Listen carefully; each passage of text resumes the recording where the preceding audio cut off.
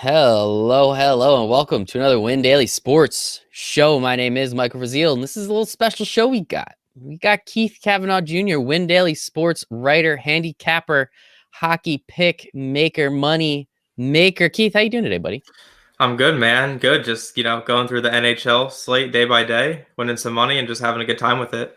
That is what we are here to do. Keith has been brought on, I would say about like 2 weeks ago now. Keith created the model, not you didn't really try too hard with the name, but whatever, it works. And Keith has been picking a bunch of hockey games for us over the last couple weeks. We've been profitable the last 5 days. We've been profitable overall, which is exactly what you love to see. Make sure to follow Keith at Keith Kav Jr. Make sure to follow me at Michael Rasile 1, us at Win Daily Sports. Drop a like, drop a comment, ask us. There's only 3 games tonight, so we only have 1 pick for you, and we'll get to that a little bit later. But Keith, I gotta ask, how'd you get into creating a model for picking hockey games? I mean, it's a kind of far out there. Most people pick football. You went with hockey. Yeah, hockey's just always been my favorite sport, and like nothing against football, soccer, baseball, basketball, the other good sports. It's just I have the most passion for hockey. Had season tickets to the New Jersey Devils since I was 3, so that's just kind of what I was brought into, and just been going to games ever since. And then after like college, kind of just really got into, the analytics and the sports betting aspects of hockey. And then from there, just kind of thought, well, I feel like I could do maybe a little better job than Vegas does with predicting the game. So kind of just took my own approach with how I've been betting on hockey, kind of watching the games every night and then just going from there. And it's been working out so far this season. It has. It's been working out for you. I think this season you're hitting at almost a 60% clip. Unfortunately, we only hopped on the last couple of weeks. We're still doing pretty well, though. We're plus money, which is exactly what we like to see, especially the last 5 games, which has been pretty nice. And hockey, man, this is the first year where I've started to bet hockey much more. Obviously, tailing you, I have a couple other buddies that I like that know the sport pretty well. But man, betting the puck line, that is just the last 3 minutes of every game makes it so much more interesting. Unfortunately, the odds are all whacked out half the time, but I am betting the puck line is just electric. How often do you try and find that edge where it's that 1.5, 2 goal edge versus, you know what, let's just take the safe money, take the money line, walk away? Yeah, so usually, so the good thing with hockey too, so most sports, obviously, you have the spread that fluctuates with the different points. But with hockey, it's always -1.5, +1.5, -1.5 being the favorite. And then so sometimes how I look at it is if there's a big money line favorite, a team that's really expected to win, you kind of don't get value on that when it's -200, -250. But then you're able to find some value in the puck line. Say it's like a +120, +130 number. So in those instances or cases where I usually end up with taking the puck line if I really think that that team has a sizable advantage. But also, too, you can find value in betting regulation as well. So betting a team to win in regulation, but they don't have to win by 1.5 goals. They could just win by that 1 goal. It does make an exciting last 2 minutes if your team is up 1 and you got that 1.5.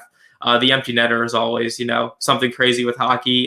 For people that don't know, usually teams down a goal with about a minute and a half left, they'll pull their goalie to get an extra skater on the ice and have a 6-on-5 advantage against the other team. So the other team is shooting at an empty net essentially. So that's what really makes it exciting and drives that value. But to answer your question, once in a while, but mostly just trying to find the winners and maybe some over/under value as well. Yes, over under. Everyone loves betting the over. Keith, I got Keith on the train last night. DraftKings had an incredible bet where you could bet total number of goals in all 10 games. They put it at 57.5. I think we ended up hitting. Oh, it was only like 60. Like that I last think it was game, like 59 or 60. yeah, Yeah. that last game was a little less scoring as expected. I think it was a total of 6.5. They only scored 3, so very much on the under on that Oilers game. But it was so much fun seeing those. I think the Islanders and Bruins scored 9. Devils, Sabres scored 7. There's a bunch of 7s and 9s out there, which was sweet. Senators scored 6 by themselves, so that was a lot of fun. And we were on the Jets last night as well, who down 3-1, scored 5 unanswered. Made both of our bets look pretty good. So we were much smarter last night. So that was a lot of fun. Yeah, definitely. Especially with the Jets too, that we took that because the Canadians had just fired their coach on Tuesday, thinking that maybe there might be some, dysfunction there. And then the Canadians had a hot start up 3-1 and you're getting a little nervous. And then the Jets just start pouring it on, score 5 unanswered and finish it off 6-3. It was a good day. A lot of fun. Made some money last night, which was sweet. And going back to Devils games. So I actually grew up going to a lot of Devils games as well. My dad's work used to get tickets. So when I was younger, we used to go. So I'm sure there was a couple games we went to. And I was listening to the Pat McAfee show a little earlier today. They had Marc-Andre Fleury on, and Pat told him if Marc-Andre Fleury scores a goal in a game, he will donate $100,000 to a charity of his choice. And now you're probably saying, Mike, why the hell are you telling me two completely different stories? I was actually at a Devils game once where Martin Brodeur, I apologize, scored a goal. It was like, I don't know, he had a few in his career, like a weird amount, but I was actually at a game and I saw it. At the time, didn't think anything of it. I was just like, that's weird. How the hell did that happen? I was like 6. But now looking back, like that is just insane and electric. Do you remember anything crazy from those Devils games, considering you've been to pretty much all of them at this point? Oh, for sure, for sure. So his best goal that he actually scored was in a playoff game against the Canadiens. I think it was 97 or 98. He put one in and they ended up winning that one 2-0. So that was pretty interesting. The best moment I have was probably 03. I was at Game 7 when they won the Cup. Whoa. Yeah, you can't get much better than that. No. I mean, seeing the Cup in person, and our seats were 5 rows up from the ice, so you're right there. And they won that game pretty handedly, 3-0. So not much anticipation or nervous energy. It was all excitement after the first goal was scored. So that was probably the coolest. Too, when I was in like 2000 as a season ticket holder, we got to go to what's called the Devil's Dinner every year. Mm-hmm. So they're like one of their better players at the time, Scott Gomez. I was able to like sit at his table with him.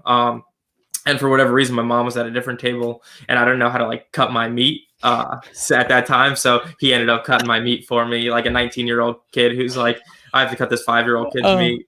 But that's pretty adorable. That is a good, him being young. It's like, what the hell am I doing here? But that's a fun story for him too, because he tells his buddies that, like, he went and got bombed later that night. Probably he's like, dude, this is what they fucking make me do. This is ridiculous. But no, that is a lot of fun, man, and it's pretty funny. And I know I grew up a Devils fan. My wife's a Rangers fan now, so I root for the Rangers because I want her to be happy because it's a lot easier, right?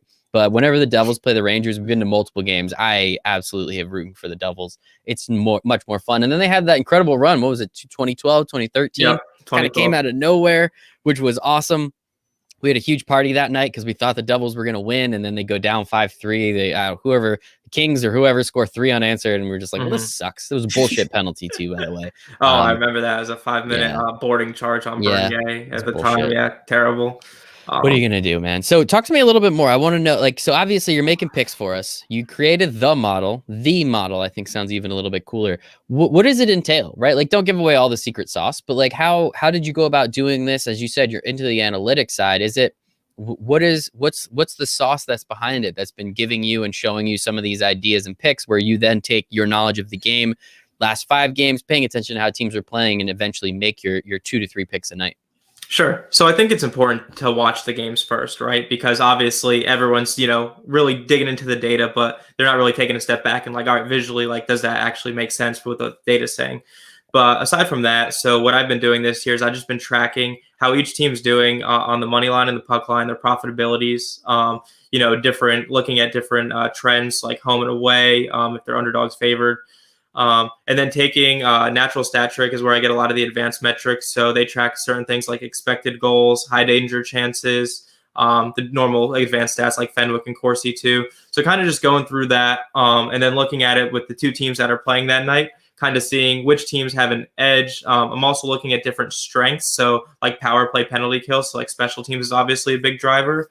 A team like the Minnesota Wild, for example, they spend 7 minutes per game on the penalty kill, but also 7 minutes on the power play. So they're at even strength, the least amount. So like that's something you have to take into account. Their even strength stats are kind of less weighted than other teams. Mm-hmm. But yeah, I just take all that information, and then I take 2 or 3 different win probability models that are public, that kind of incorporate, their different variations of things, use all that information that I have, put it into my model, and then kind of just pump it out, see where I can get the biggest edges. Like a lot of things too, like you don't want to usually take like a -180, -200 winner, because in hockey too, most of the teams, when they're, that favored, they still only have like a 62% chance to win the game. So that game gets played 3 times. The other team wins it 1 out of 3 times. So it's like, how confident do you really feel in making that kind of pick? So it's kind of just going through all that, kind of seeing where I can get maybe a little edge on Vegas, that the win probabilities tell me it's a little better than what Vegas is predicting. and just taking those picks. Just taking those picks, and I've been tailing all of them. The first you had a pretty heavy test the first day we spoke. I was like, hey man, I have a $25 free bet over at DraftKings. I'm gonna put it on a crazy parlay. What can you do for me? And it ended up doubling my money, which I'm not angry about. So I think it was the Knights, maybe like the Canadians. I don't know. It was like some crazy I picks. think you mentioned the Blackhawks too. Yeah, Blackhawks might have been in there, and one of them was on the puck line. The other two was just a straight money line, and it all ended up hitting. Vegas almost screwed me though. They were up like 4-1, and the Ducks came all the way back, so I had to stay up till 2:00 in the morning to finish that game because you can't go to sleep at that point. So it's been a lot of fun, man, and I thoroughly enjoy and appreciate your picks. And so I guess like what are some other things that you pay attention to? You mentioned some of these advanced stats, but I'll be very honest with you. I don't know how many people actually know what the hell those things are. So what are high danger chances? That just sounds like a lot of fun. So just talk to me about some of these advanced stats that you look at, because outside of, the hockey world, I'm still betting hockey. I don't know what any of those are. So I love I guess, to feel more confident in your picks. How about that? Yep. No, that makes a lot of sense. So let's look at where the goalie sits, right? Let's make like a home plate, right? So we got like, it comes out to like maybe like the middle. It's basically like the middle of the ice essentially. And from there you can, what people call also home plate shots, but essentially there's shots where the offense has a better chance to win because they're closer to the net, or a better chance to score, I should say. So for example, like a team on average probably gets around 10 high danger chances a game. And that's just shooting somewhere in the middle of the ice, not really by the blue line where like the outside is, but you're really like inside there. And then certain teams are better at saving those opportunities. They either have a goaltending edge or they're better at just getting bodies in front of the net. But yeah, that's just one of the things that I like to look at, because it's important to kind of see which offenses can penetrate those, tough areas to get involved in, because at the end of the day, most of your chances are not coming from those spots. So a team that's able to get in there more is a team that's more likely to win and get more goals. And that makes sense. High danger, it does sound like more fun, but it obviously sounds like there's more opportunities. High danger for the goalie and the team, the defense. I guess when creating the model, how did you weight all these statistics, right? Like I understand that you have, your puck line and your money line and kind of seeing how teams are doing like that. But how do you get all these statistics, and then how have you figured out how to weight them and understanding, well, hey, as you were talking about before with the Wild, you don't weight their even strength as much or their power play as much because they're on it so much more. So how did you figure out to do that? I mean, I'm sure a lot of trial and error, and I'm sure you're continuing to improve it, but how did you even start that process? Yeah, so just like learn. So I'm in grad school right now too, UVA, doing business analytics. So we're kind of just going through the process of building predictive models from that standpoint. So as far as if you're doing like a win probability model versus an over under goals model, some of the algorithms will, like, you kind of just do some research and you just guessing and testing on which different variables or parameters, as they call them, would be like better to be put in the model than others. And then from that, you're given like certain scores within the model to kind of, you train a subset of the data, and then you use a different subset of the data to test it on what actually happened. So you're training your model on previous results, and then you're taking that data that doesn't have those training metrics, and you're popping it into the test data to kind of see how your model that was trained goes to the test data. So yeah, just a lot of trial and error, and then just, also just taking all the public information that's out there, kind of processing it. And then, the thing is too, with hockey, I think there's got to be something in the model that says this makes absolutely no sense, so flip it and do the exact opposite, because that's how I feel like a lot of the bets. For example, the Senators last night had absolutely no business beating the Flames 6-1. So like things like that, just like, oh, the make no sense bet. So I feel too confident about a bet sometimes. I don't want to take it because I'm like, the exact opposite's going to happen, and I just know it. I like that. That is so true. And in a sport like hockey, right? Like, again, it comes down to those last 3 minutes more often than not, the last 5 minutes more often than not. And sometimes just a bounce of a puck, man. You never know what the hell that thing's going to do, and it can get a little crazy on you.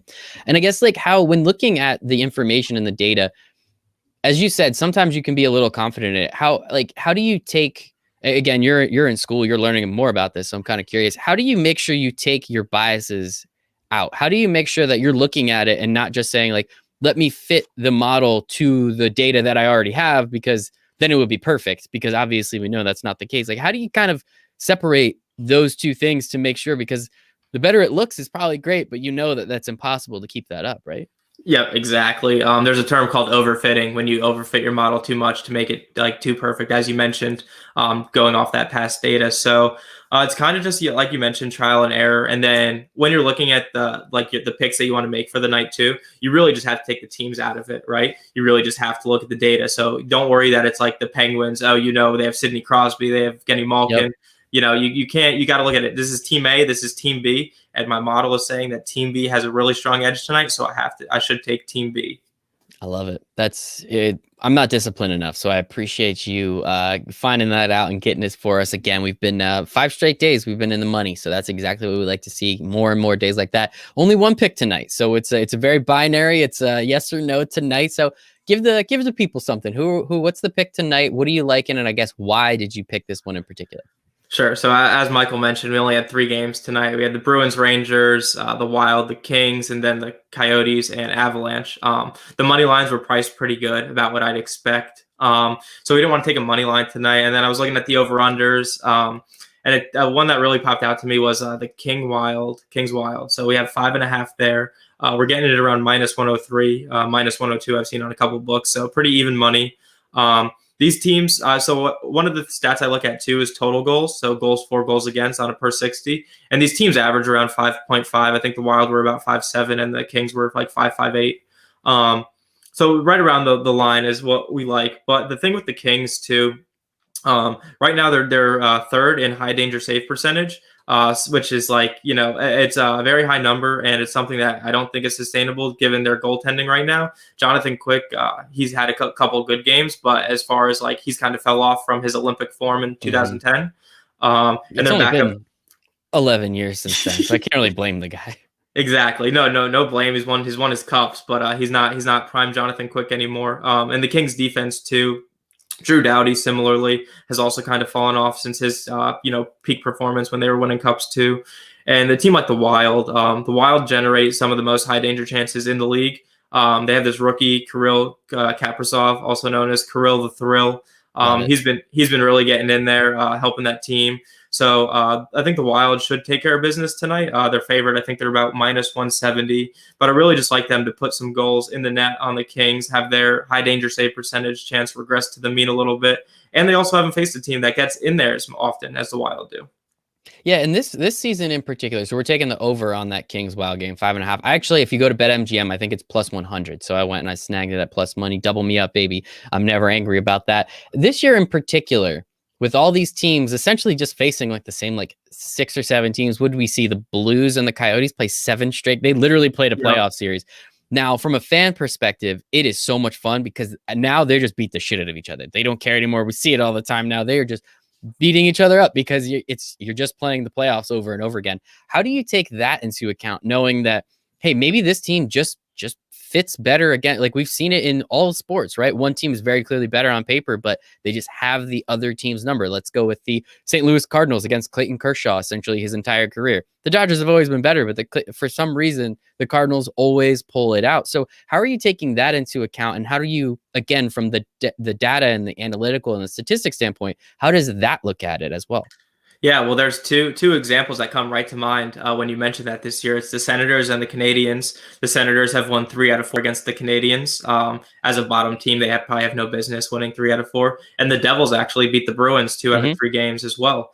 So it's that doesn't really make much sense either. The Bruins are significantly better on paper than the Devils. So what I've been doing this year is kind of how I looked at it. In the beginning of the year, was hitting at a 60 to 70% clip. If teams are pretty evenly matched, the team that wins the first game, I usually bet on the losing team for the second game, because I think that, as you mentioned too, they're about to go 50-50, and most times the lines aren't really price juiced in the other team's favor that much. So you're getting some good value from that trend perspective. But as you mentioned, I think it's great for the fans to kind of see these matchups and these teams playing a lot of back-to-backs. And for betting, it's definitely making you second guess. Are you you should bet on these teams, or should you really just kind of sit back and be all right, let's look at the data again. Let's not take into account that they just played each other and how they match up. But at the same time, you're getting good value on the Senators. They're about +200 to +230 in all those games. And they won 3 out of 4 of them, which is why they're actually not that unprofitable on the money line this year, even though they only have 5 wins, 6 wins. Hey man, if they're coming against a team like the Canadians, who's been pretty good this year, I've really been enjoying the what are they calling it? The North Division? The We're North calling Division, yeah. we're calling it it's just the Canadian teams beating the shit out of each other, which is hilarious because somebody has to go to the playoffs, right? We had the joke last year in the bubble was we have two teams in two stadiums in Canada. One of those teams have to win, and neither ended up doing it. It's another American team that pulls it out. Maybe this is the year. We'll see what happens, but it is pretty cool just watching these teams play each other over and over again when normally you really don't get to see that. So it's kind of cool for the fans. Obviously excited for everything to go back to normal. Hopefully next year we'll see, but it's a blast. I'm going to keep betting all these games with you, man, and it's been an absolute pleasure. Keith, where can everyone find you on the internet? At Keith Kav JR on Twitter. And then I also have my Tableau Public that has the dashboards. If you guys want to take a look, interact with them, shoot me a DM if you have any questions, want to get some picks, anything like that. I'm open to, explaining my process and kind of helping people out. Love it. Keith Kav Jr. You can find me at Michael Rasile 1. Make sure to check out Keith's articles. They're essentially daily at this point. And today is free, so I will make sure to link that here as well. So go check it out. Win some money with us. We are on the Kings Wild over 5.5 plus money. That's the kind of bet that I'm excited for. I'm going to be watching that game tonight. So appreciate you, everybody. Make sure to follow us at Win Daily Sports. Make sure to hop over to windailysports.com. Check out all the hockey and basketball and MMA and esports, all the shit we got going on. We're here to help you guys. NBA win. Top Shot. Yes. Oh yeah, we have some Top Shot stuff up there, which is hilarious. Whatever, to each his own. If you can make money on it, go for it. I'm always for somebody making money. So even if you can't withdraw your money from the account, which is kind of the hilarious part, but that's a whole nother thing. But for Keith, for myself, for everyone over here at Win Daily Sports, we all hope you make it a very profitable Fajita Friday. Bye, everybody.